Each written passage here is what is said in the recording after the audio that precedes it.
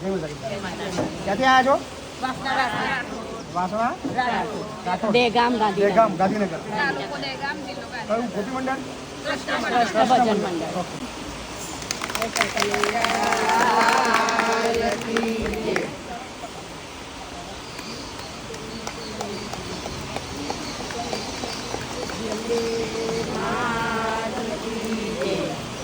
તો કૃષ્ણ ભજન મંડળ વાસણા રાઠોડ દેગામ ગાંધીનગર વિશ્વ હિન્દુ પરિષદ માતૃવાહિની દ્વારા કેટલી અમાઉન્ટ છે?